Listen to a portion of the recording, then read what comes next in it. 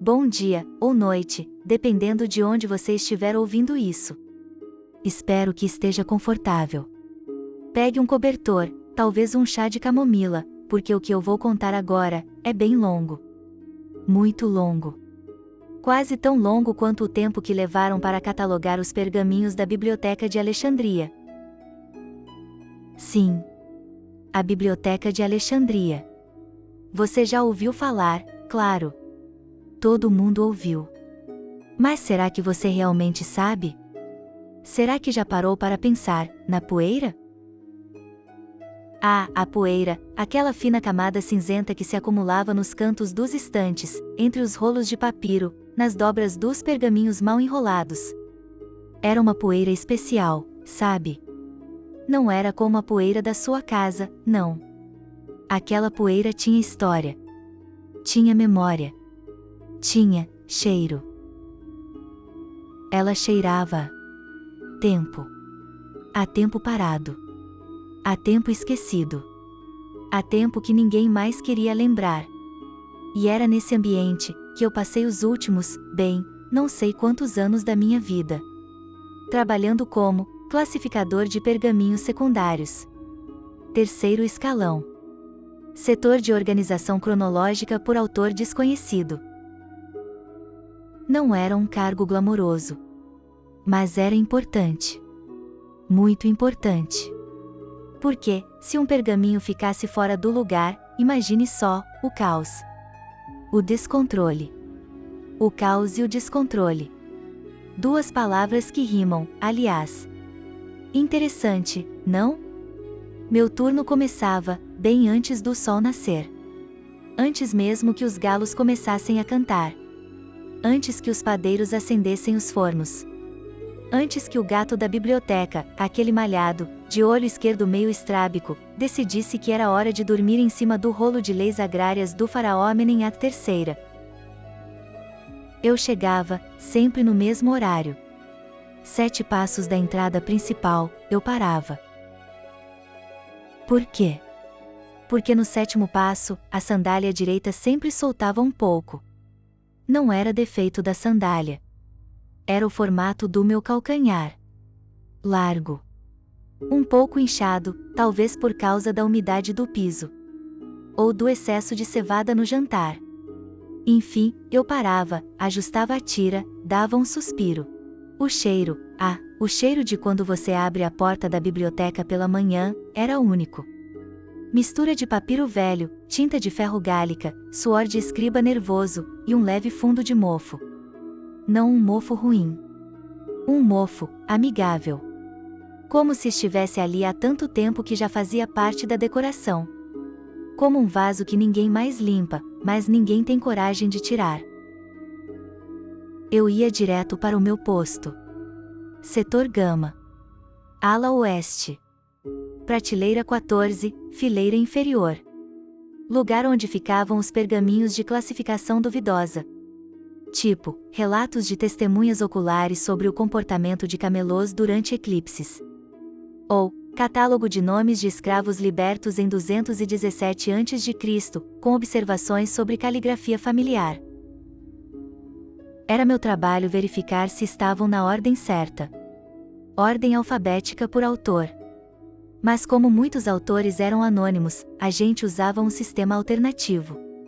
Por exemplo, se o texto começava com no princípio, ia para o final. Se começava com o rei ordenou, ia para o meio. Se começava com alguém me disse que, ia direto para o lixo. Sim, tínhamos um lixo. Um cesto de vime, no canto. Cheio de rascunhos, cópias erradas, poemas ruins, e um diário pessoal que alguém deixou, cheio de frases como, hoje, o sol estava amarelo. Como sempre. Triste. Muito triste. E então, começava a virar de páginas.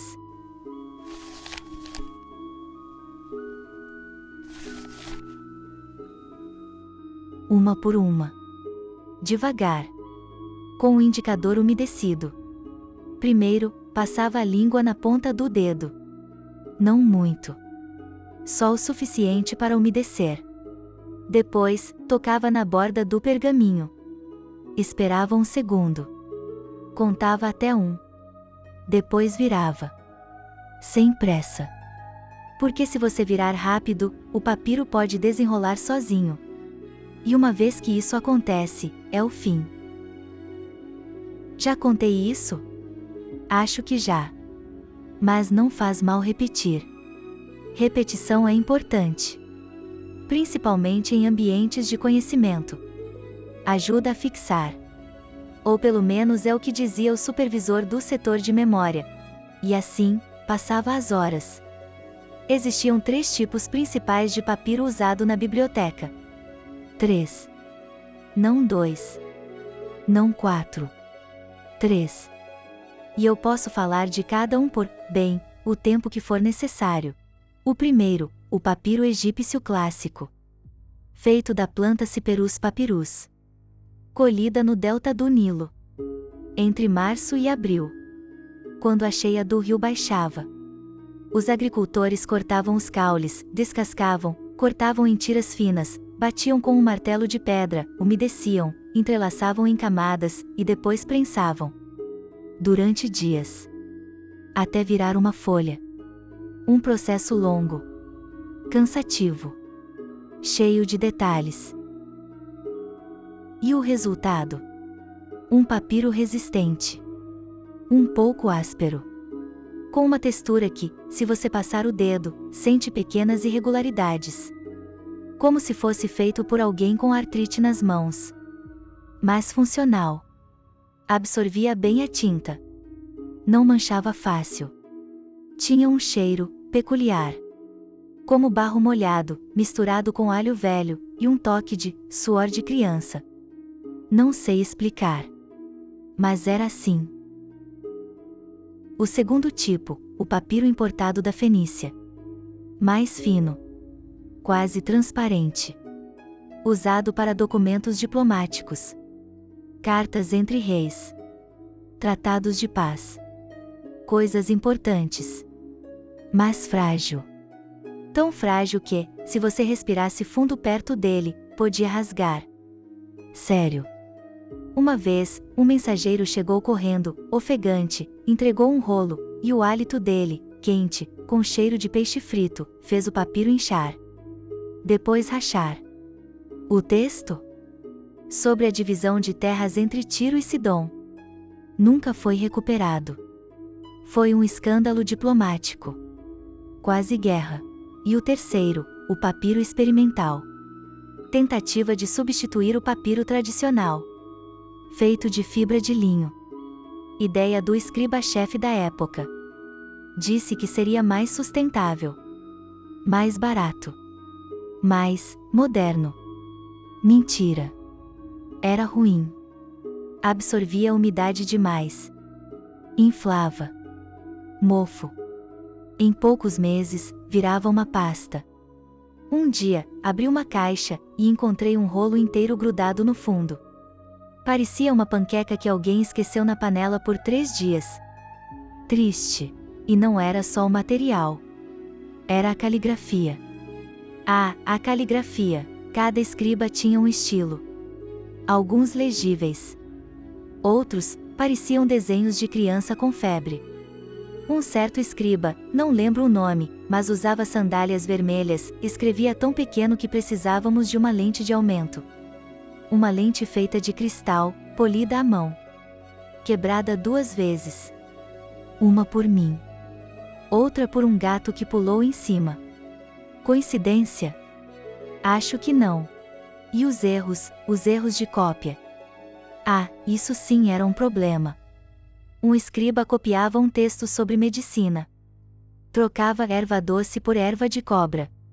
Resultado? Um cidadão comeu uma planta venenosa achando que estava tomando chá digestivo. Morreu. Processaram a biblioteca.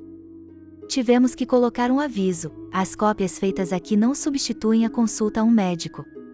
E muito menos a um sacerdote. E ainda tem o pincel de escrever. Alguns usavam pena de ganso. Outros, caniço. O caniço era mais barato, mas lascava fácil. Uma vez, um escriba lascou o caniço, e a lasca voou no olho do colega. Ficou cego de um olho. Agora trabalha no setor de sons de fundo. Faz barulho de onda com a boca. Era assim. Porque, francamente, a poeira merece não só um capítulo, mas talvez um tratado inteiro. Um rolo só para ela. Talvez 2. Se tivéssemos tinta suficiente.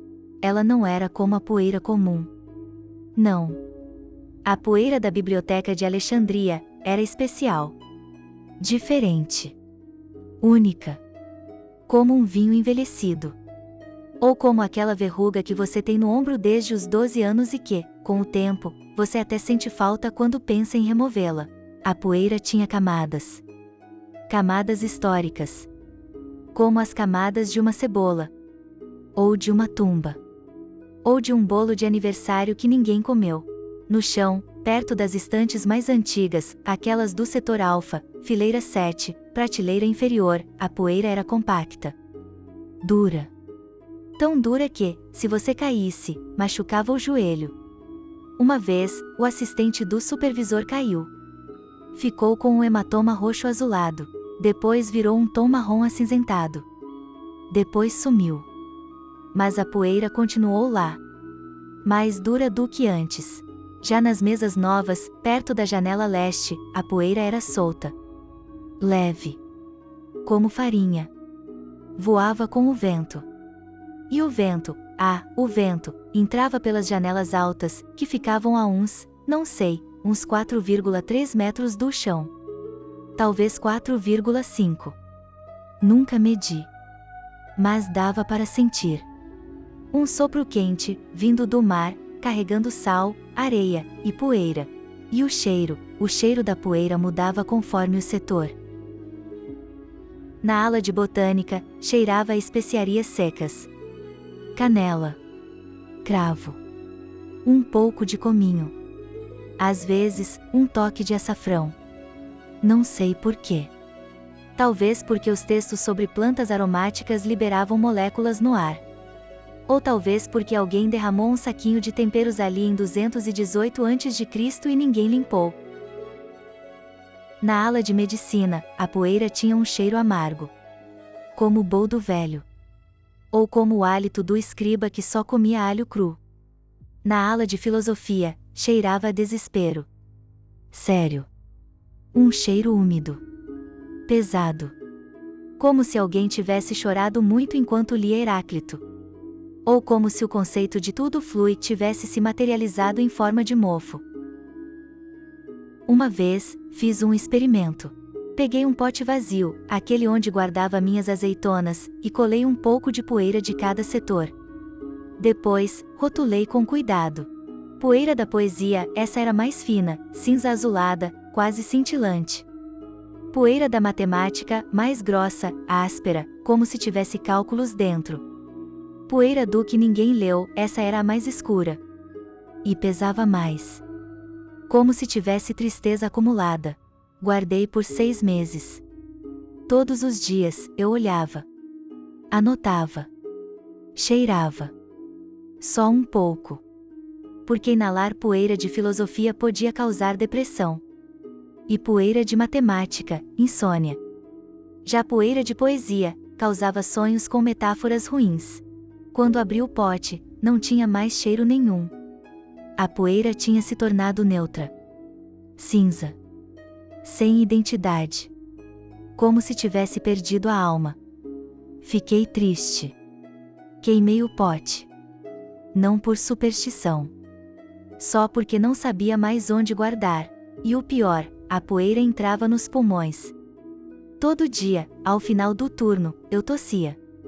Uma tosse seca. Profunda.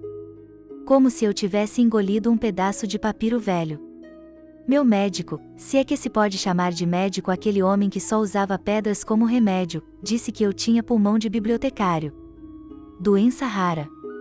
Só afetava quem passava mais de 10 anos entre pergaminhos.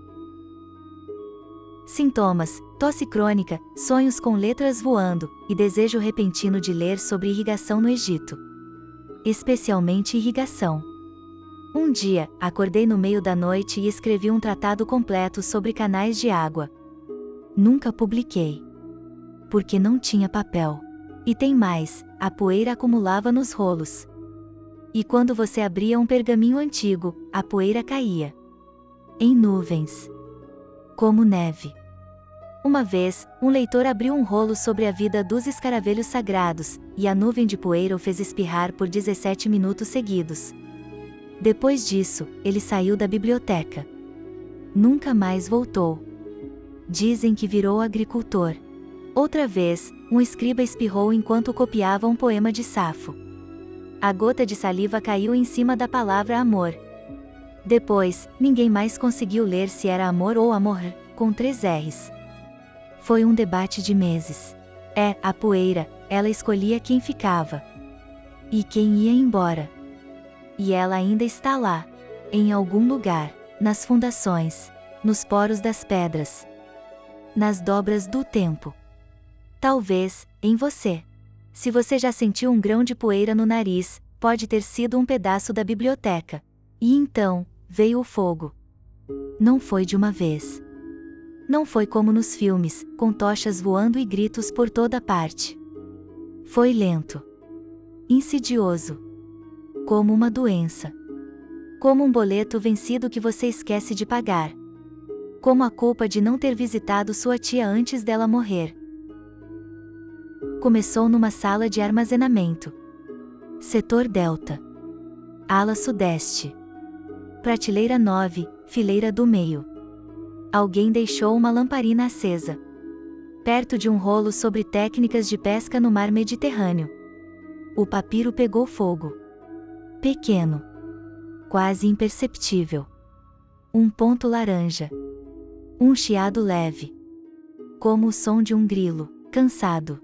Mas o vento que sempre entrava pelas janelas altas, empurrou a chama para a estante ao lado. E dali, para outra. E outra. E outra. E outra. E outra. Era como se o vento tivesse um plano. Um propósito. Como se dissesse, hoje é o dia. Hoje acaba. E então, o cheiro. Não era só fumaça. Era o cheiro de conhecimento queimando. De ideias que se dissolviam. De poemas que ninguém mais recitaria. De receitas de pão que se perderam para sempre. Um pão com sementes de abóbora e mel de tâmaras, que nunca mais será feito. Dizem que era doce. Úmido. Perfeito com queijo de cabra.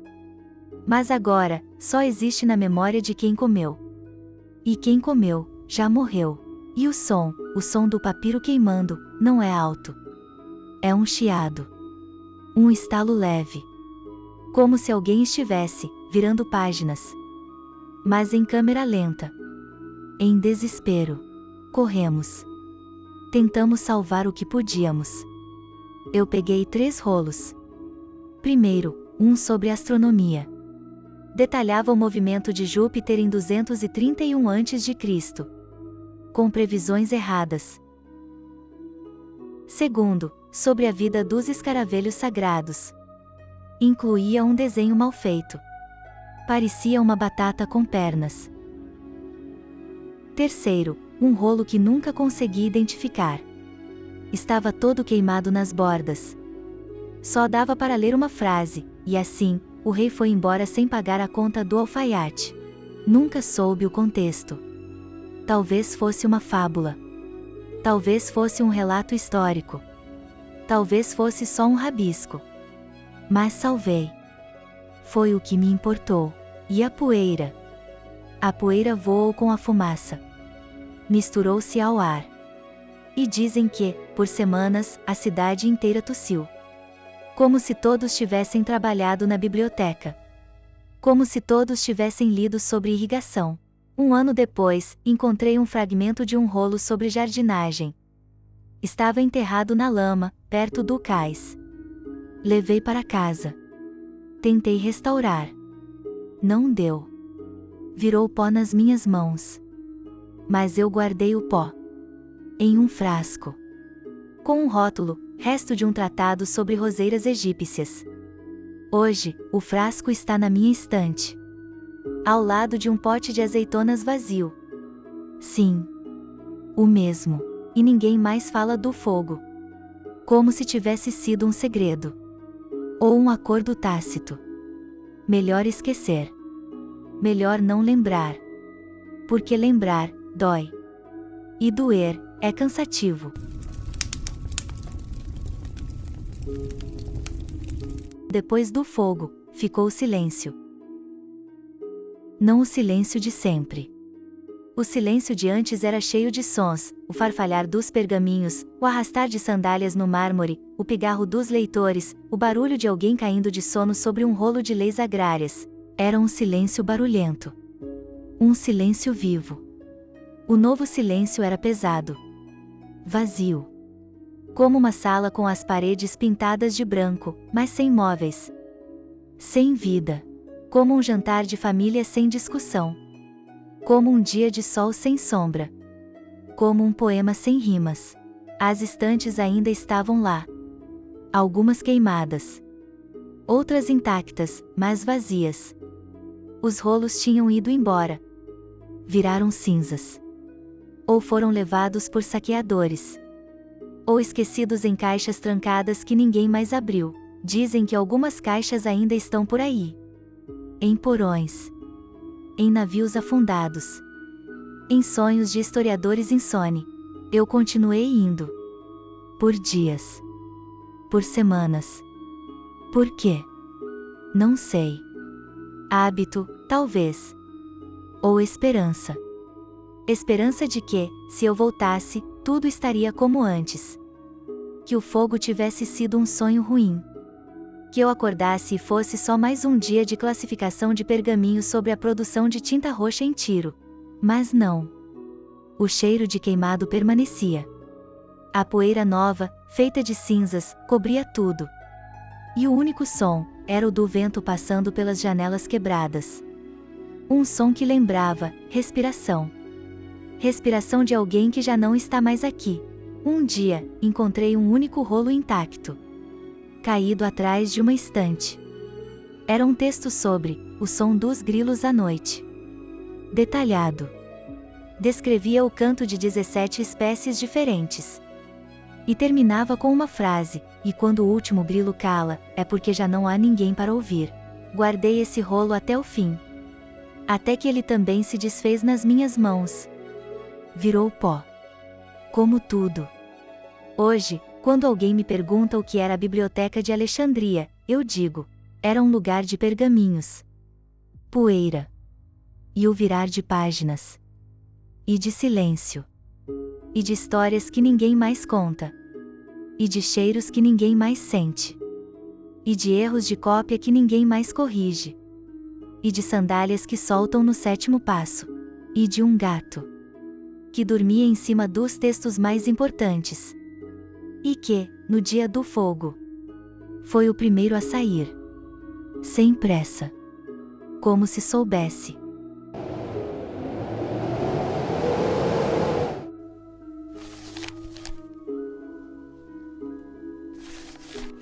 Depois do fogo, a biblioteca continuou funcionando por um tempo. Não como antes, mas ainda tinha gente trabalhando. Principalmente os que não tinham para onde ir. Ou os que não perceberam que tinha acabado. Eu vou falar de alguns. Não todos. Porque eram muitos. E eu não lembro o nome de todos. Só dos que eu via todo dia. Tem o homem da tinta. Ele era responsável por preparar a tinta de ferro gálica. Todo dia, 7h30 em ponto, ele ia para o depósito de materiais, pegava as galhas de carvalho, que vinham de uma fazenda perto de Mênfis, e colocava numa panela de bronze. Depois adicionava vinagre, sulfato de ferro e um pouco de goma arábica. Deixava ferver por 11h40. Não 12. Porque se passasse, a tinta escurecia demais. E aí não servia para cópias oficiais. Ele fazia isso todos os dias. Mesmo depois do fogo. mesmo sem pergaminhos para escrever. Continuava misturando. Depois colocava em potes pequenos de cerâmica. Rotulava com o número do lote e a data. Guardava na prateleira 3 do depósito. Ninguém usava. Mas ele dizia que era importante manter o estoque. Um dia, ele simplesmente não apareceu. Alguém disse que o viu no cais, com um pote de tinta debaixo do braço, entrando num barco. Outro disse que ele foi encontrado dormindo num depósito de papiro queimado. Estava vivo, mas não falava. Só mexia os dedos como se estivesse mexendo uma colher. Acho que era costume. Depois tem a mulher das etiquetas. Ela era encarregada de rotular tudo. Pergaminhos, caixas, prateleiras, até sandálias esquecidas. Tinha um sistema. Etiquetas brancas para textos completos. Amarelas para incompletos. Vermelhas para proibidos. Azuis para em revisão. E verdes para em observação. Ela usava um pincel muito fino. De pelo de rato. Não sei se era de rato de verdade. Ela dizia que era, mas pode ser só o que ela acreditava. Passava a tinta vermelha, esperava secar, depois colava. Levava uns 3 minutos por etiqueta. Às vezes mais, se a superfície fosse irregular. Depois do fogo, ela continuou rotulando. Só que não tinha mais nada para rotular. Então começou a colocar etiquetas em paredes vazias. Em pilhas de cinzas. Em marcas no chão. Uma dizia, local distante 14, fileira inferior. Outra, área de descanso do escriba que roncava durante a leitura. E outra, ponto onde caiu a lamparina que começou o incêndio. Um dia, ela parou. Sentou no chão. Ficou olhando para uma caixa vazia. Não falou nada. Nunca mais rotulou nada. Continuou indo todo dia, mas só sentava. Até que sumiu. Dizem que foi morar com a irmã em Pelúzio. Mas não tem certeza. Tem também o vigia do corredor 3. Ele não fazia nada. Só ficava parado. No corredor que não levava a lugar nenhum. Entre a ala de astronomia e o depósito de mapas. Era um corredor curto. Uns 4 metros. Com uma janela quebrada e um ralo entupido. Mas ele vigiava. Das 6 horas às 18 horas. Pausa para almoço, 12 horas e 30 às 13 horas. Exatamente. Ninguém sabia o que ele vigiava. Ladrões? Espiões? Poeira se movendo? Ele nunca disse. Só balançava a cabeça quando perguntavam. Não era sim, nem não. Era só um movimento. Como se estivesse com dor no pescoço. Depois do fogo, ele continuou vigiando. Mesmo com o teto caído. Mesmo com o chão cheio de cinzas. Até que um pedaço de madeira caiu em cima dele. Quando limparam, ele ainda estava de pé. Mas estava morto. Tinha uma expressão neutra. Como se estivesse apenas cansado. Foi enterrado com o uniforme, a lanterna e o crachá. O crachá dizia, vigia setorial, nível 2. Não subiu para o nível 3 nem no fim. E tem o escravo do almoxarifado. Ele não tinha nome. Só era chamado de o do almoxarifado. Trabalhava desde os 14 anos. Acho que tinha uns 60 quando sumiu. Era baixo, magro, usava uma túnica marrom com remendo no joelho direito. Ele cuidava dos suprimentos, pincéis, potes de tinta, rolos de papiro, facas para cortar, cordas para amarrar pergaminhos. Tinha um inventário. Em 3 cópias. Uma no armário. Uma na mesa. Uma guardada num pote de azeitonas vazio, por segurança. Um dia, ele não apareceu. Procuraram. Nada. Depois de uma semana, encontraram o pote de azeitonas aberto. As cópias do inventário estavam lá. Mas faltava a lista de pincéis. Acho que ele levou como lembrança. É isso. Esses eram os funcionários que ninguém lembra. Não tinham estátuas. Não aparecem em relatos históricos. Mas estavam lá. Todo dia. Virando páginas. Rotulando. Vigiando. Misturando tinta. Fazendo o que tinham que fazer. E era chato. Muito chato. Mas era o trabalho. Tem o gato. Acho que todo lugar tem um gato. A biblioteca tinha um. Não era de ninguém. Só apareceu um dia. Não sei quando. Fazia uns 10 anos que ele estava lá antes de eu chegar. Era malhado. Listras marrom e cinza. Cauda um pouco torta, provavelmente por causa de uma queda. Olho esquerdo meio estrábico. Andava devagar. Parecia cansado o tempo todo. Mas sempre estava em cima de um pergaminho. Ele não tinha nome oficial. Alguns chamavam de Baste Menor. Outros, de Peludo do Setor Gama. Eu chamava de gato. Porque era um gato. E estava lá. Ele tinha um horário. Todo dia, às 15h17, ele se levantava. Não 15h15. Nem 15h20. 15h17, exatamente. Primeiro, esticava as patas da frente. Depois as de trás. Depois bocejava. Depois andava até a janela leste. Ficava ali por 3 minutos e 42 segundos. Depois voltava e dormia em outro pergaminho.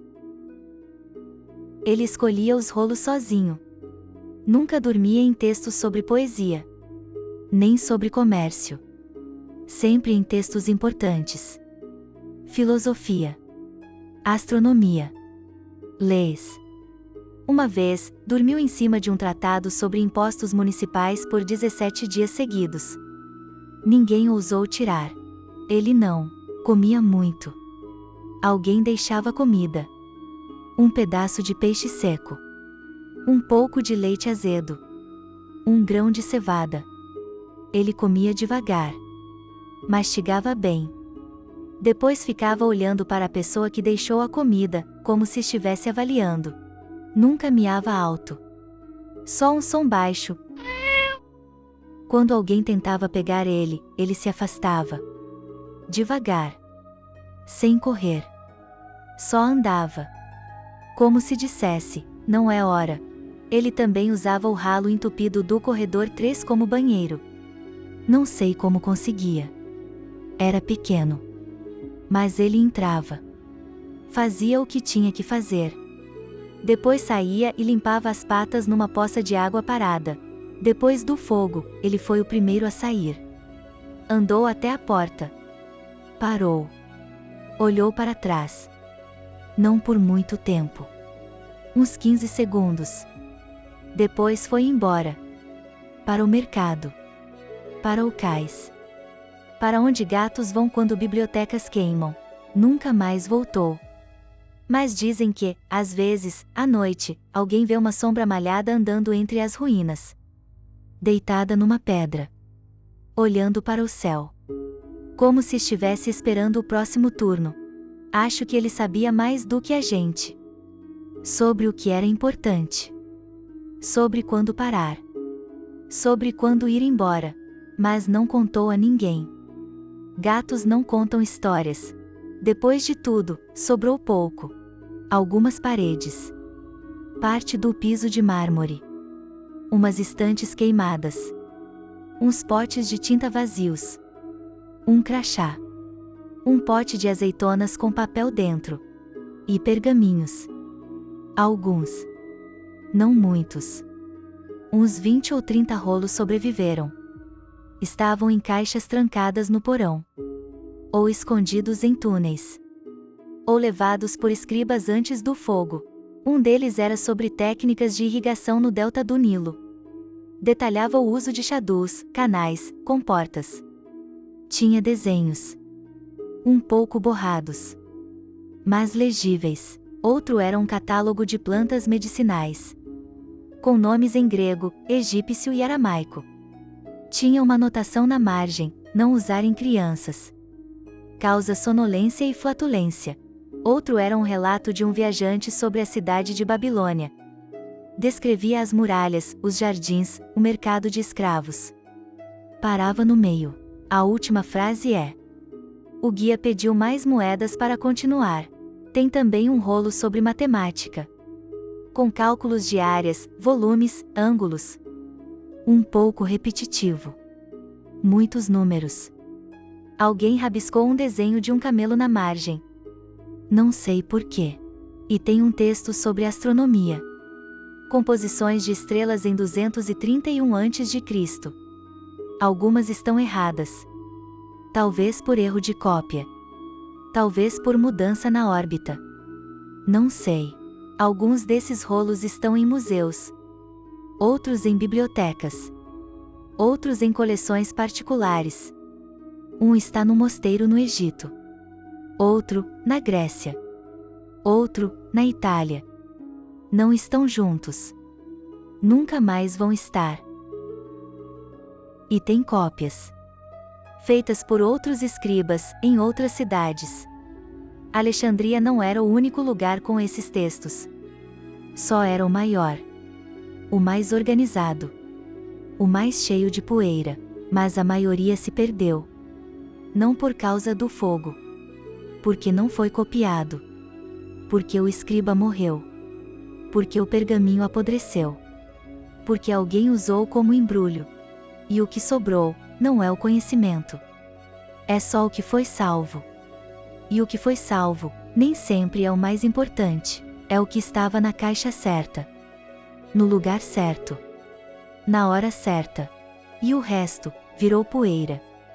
Ou foi levado pelo vento. Ou comido por rato. Ou esquecido. Mas ainda tem gente estudando. Traduzindo. Tentando reconstruir. Tem um grupo em Atenas que passa o dia copiando os textos que sobraram.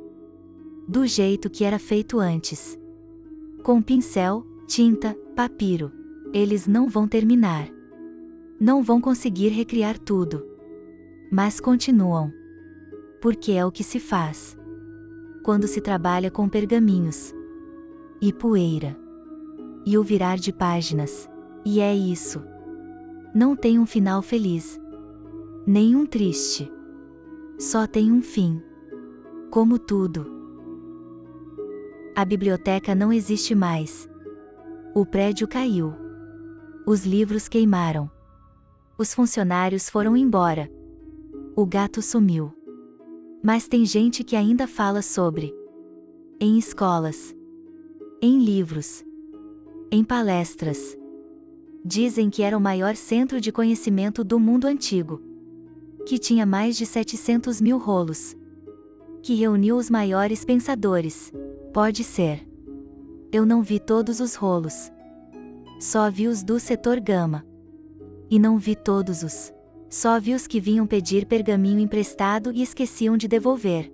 Mas eu sei uma coisa, era um lugar onde se trabalhava. Onde se classificava. Onde se virava a página. Onde se limpava a prateleira. Onde se misturava tinta. Era chato. Era repetitivo.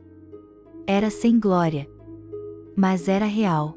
E se você vier me perguntar daqui a 10 anos, eu vou contar a mesma coisa. Com os mesmos detalhes. Na mesma ordem. Porque não tem muito mais para contar. E se você adormecer no meio, tudo bem. É sinal de que está sendo contado direito.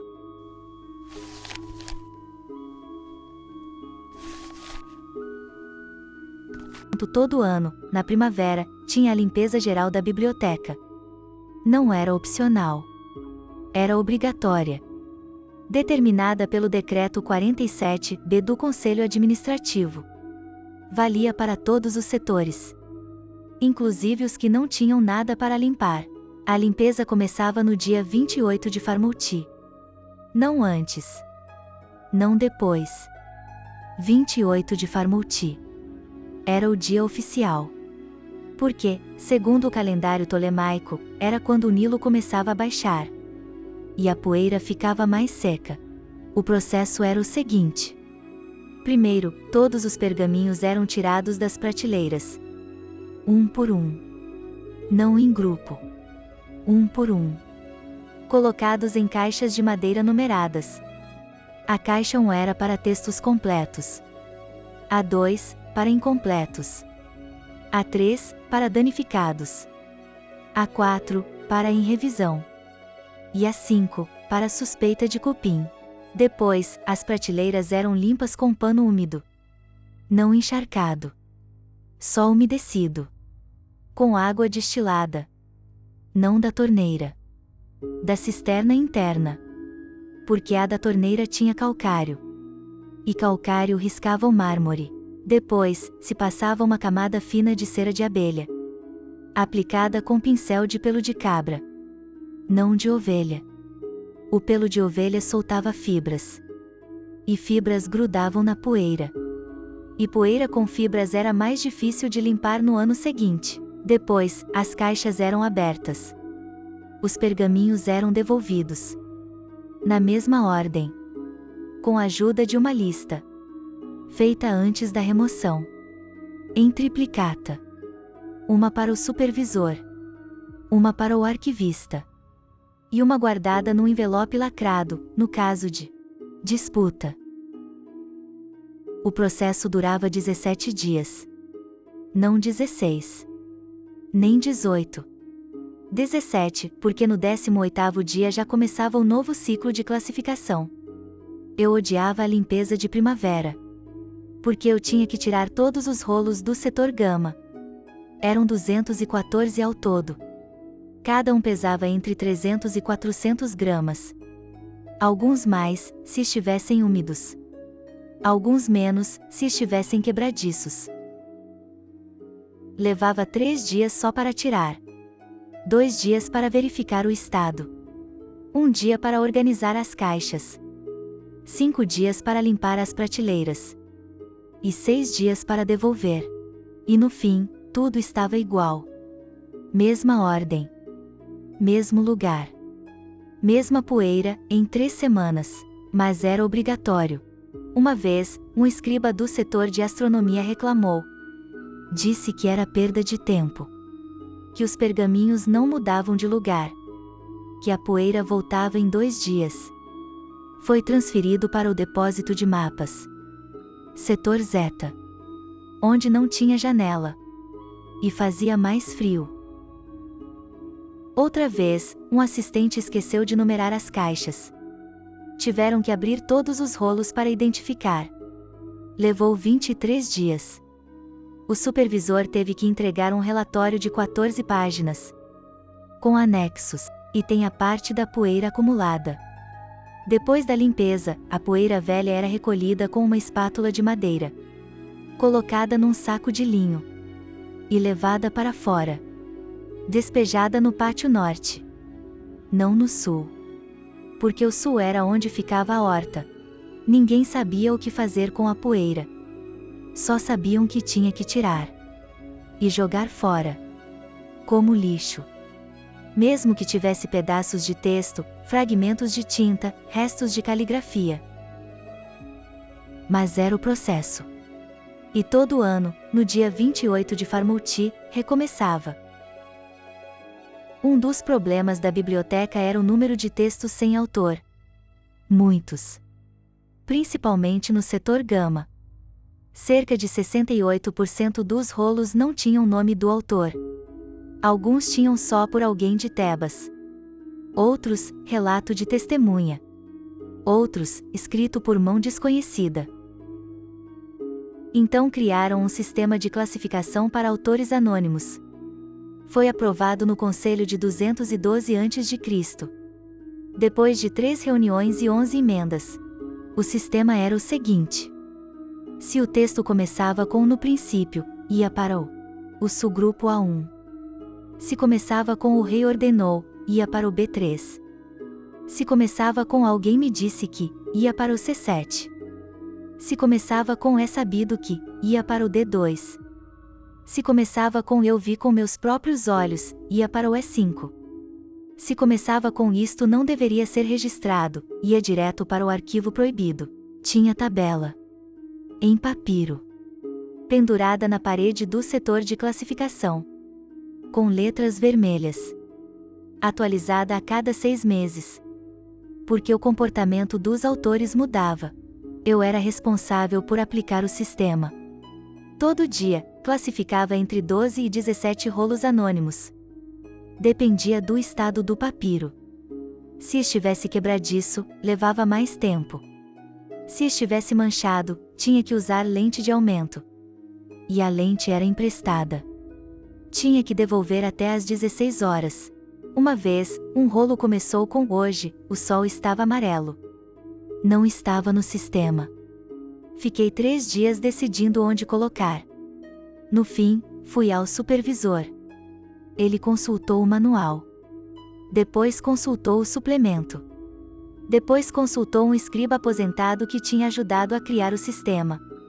No fim, decidiram, F9, observações meteorológicas sem contexto histórico. Outro rolo dizia, não sei quem escreveu isso. Acho que foi eu. Isso gerou debate.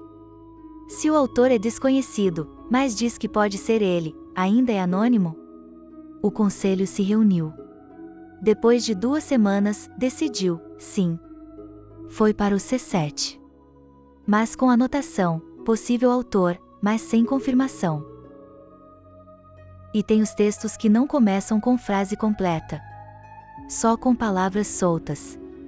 Tipo, chuva, rei, dor, pão. Esses iam para o X0. Subgrupo de textos inclassificáveis por início ambíguo. E ficavam lá. Até que alguém tivesse tempo de analisar. Ninguém nunca tinha tempo. O sistema ainda existe.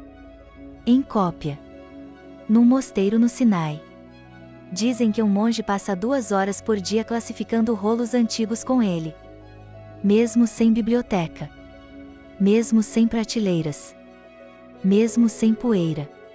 Mas ele continua. Porque foi treinado. E quando você é treinado, você continua. Mesmo sem sentido. O piso da biblioteca era de mármore. Branco. Vindo de Paros. Carregado por navio. Descarregado no cais. Transportado por carroças. Colocado peça por peça. Cada uma medindo 60x 60 centímetros. Mais ou menos. Algumas um pouco menores. Outras um pouco maiores. Por causa do corte manual. O importante não era o visual. Era o som.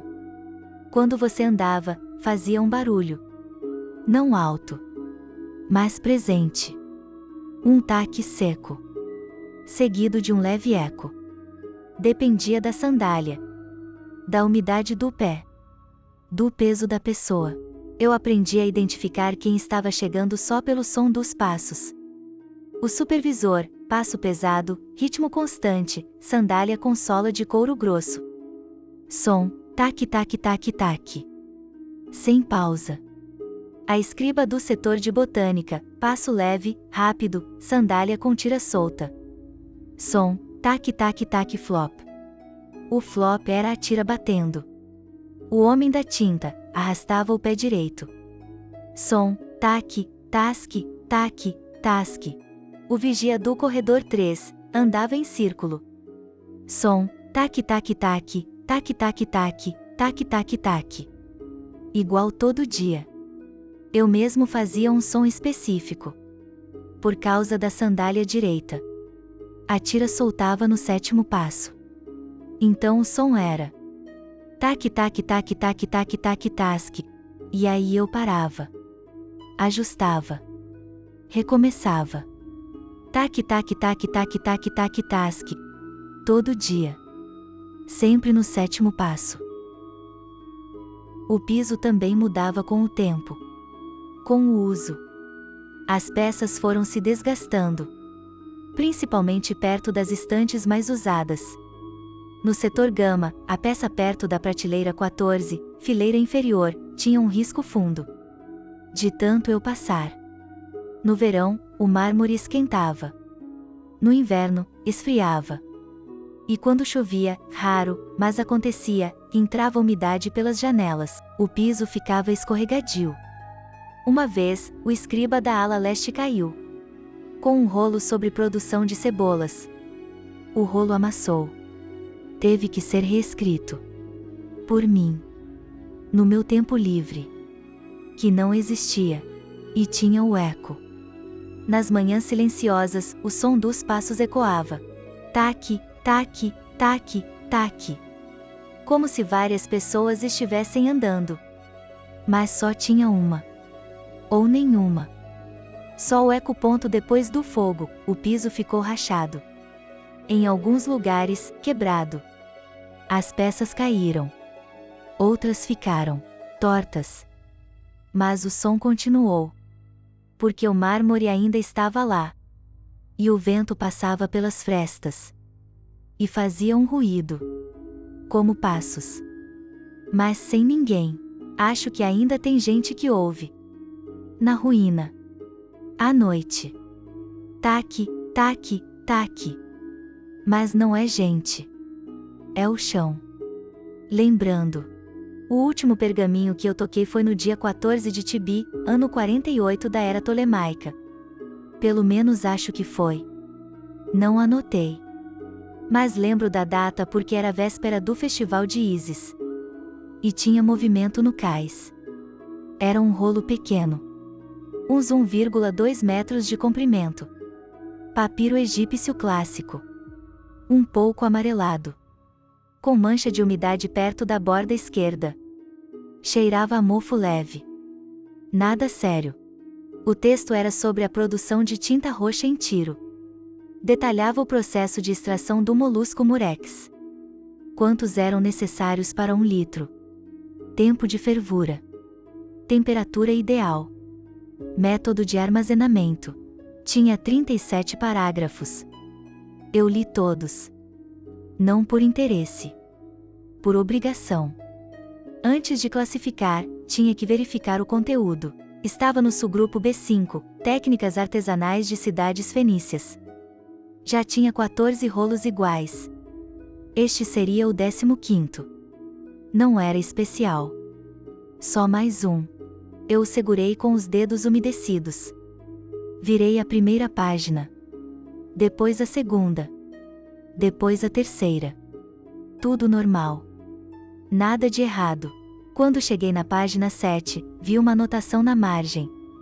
Escrita com tinta marrom. Não preta. Marrom. Provavelmente feita com óxido de ferro misturado com água de chuva. Dizia. Este é o último. O resto foi levado. Não tinha assinatura. Não tinha data. Só isso. Eu fiquei olhando. Não entendi. Pensei que fosse piada. Mas não era o tipo de coisa que alguém escreveria como piada. Fui perguntar ao supervisor. Ele não estava. Tinha ido ao mercado comprar tinta nova. Volta na semana seguinte. No dia seguinte, começou o fogo. Eu não salvei o rolo. Deixei na prateleira. Voltei depois. Já estava queimado. Só sobrou um pedaço da borda. Com parte da anotação. Dava para ler, o último. O res. Nunca soube quem escreveu. Nem o que quis dizer com o resto foi levado. Se foi roubado. Se foi escondido. Se foi copiado. Se foi esquecido. Mas foi a última coisa que eu li. A última página que virei. A última vez que usei o dedo umedecido. Depois disso, parei. Não voltei mais. Não tive coragem. Ou preguiça. Ou as duas coisas. E agora, quando alguém pergunta o que eu fiz na biblioteca, eu digo. Eu virei páginas. Classifiquei rolos. Limpei prateleira. Siga o sistema. E toquei um pergaminho sobre tinta roxa. Com uma anotação estranha. Que ninguém leu. Exceto eu. E é isso.